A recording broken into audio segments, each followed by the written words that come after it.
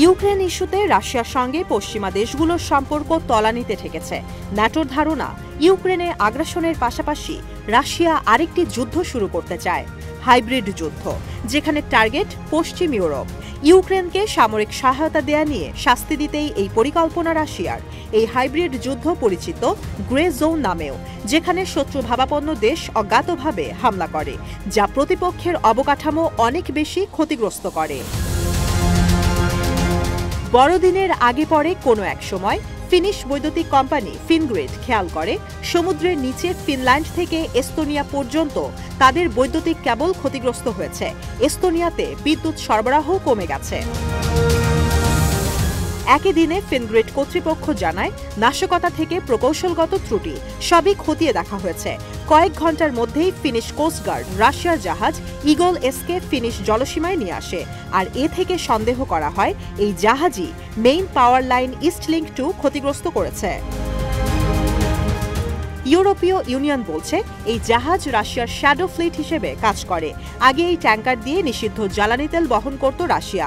Finish police বলছে এই eagle S এর নোঙর সমুদ্রের নিচে 262 ফিট গভীর থেকে উদ্ধার করা হয়েছে। 170 কিলোমিটারের ইস্টলিংক 2 কেবল ধ্বংস হওয়া ইউক্রেনে রাশিয়ার যুদ্ধ শুরুর পর বেশ বড় ঘটনা।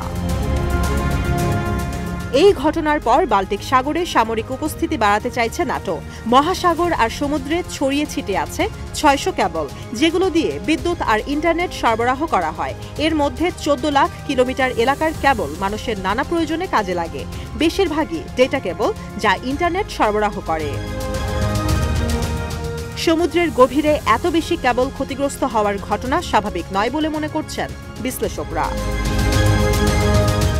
মার্কিন গবেষকরা বলছেন, সমুদ্রের গভীরে ক্ষতিগ্রস্ত হওয়া কেবল সারিয়ে তোলা খুব কঠিন। কিন্তু ন্যাটোর সঙ্গে যুদ্ধের শুরু থেকেই ভূপৃষ্ঠের অবকাঠামো খাতের সঙ্গে বরাবরই রাশিয়ার লক্ষ্য ছিল সমুদ্রের নিচের অবকাঠামো প্রকল্প। সেকেন্ডে দেশে দেশে বিদ্যুৎ আর ইন্টারনেট সেবা দেয়া সমুদ্রের নিচের কেবলগুলো ইউরোপের জন্য অনেক গুরুত্বপূর্ণ। ইউক্রেনের যুদ্ধ শুরুর পর থেকেই ইউরোপের অবকাঠামো দুর্বল করে দিতে কাজ করছে রাশিয়া। বিশ্লেষকরা বলছেন, সমুদ্রের গভীরে গোয়েন্দা কার্যক্রম আর নাশকতা চালায় রাশিয়ার main directorate for deep sea research, GUGI. এই সংস্থা সরাসরি প্রতিরক্ষা মন্ত্রণালয় আর ভ্লাদিমির পুতিনের সঙ্গে যোগাযোগ রাখে। এই গুগি সমুদ্রের ওপরের জাহাজগুলোকে ব্যবহার করে নজরদারি আর তথ্য সংগ্রহে।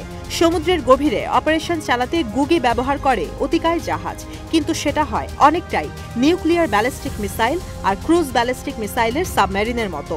টাইটানিয়ামের কাঠামোর সাবমেরিনগুলো সমুদ্রের অনেক গভীরে কাজ করতে পারে। শুধু ফিনল্যান্ড নয়, এমন ঘটনা হয়েছে ব্রিটেনের সমুদ্রের নিচে অবকাঠামো স্থাপনাতেও।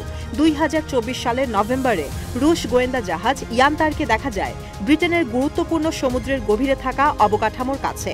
একই ঘটনা ঘটে 2025 সালের জানুয়ারিতেও। ধারণা করা হচ্ছে ব্রিটেনের সমুদ্রের নিচের কেবল নষ্ট করতেই উঠে পড়ে লেগেছিল রাশিয়া। এত অভিযোগ অস্বীকার করেছে মস্কো। এরপরও একে ইউরোপের জন্য সতর্কবার্তা হিসেবে দেখছেন বিশেষজ্ঞরা, কারণ এই স্থাপনাগুলো সশরীরে রক্ষা করা সম্ভব নয়।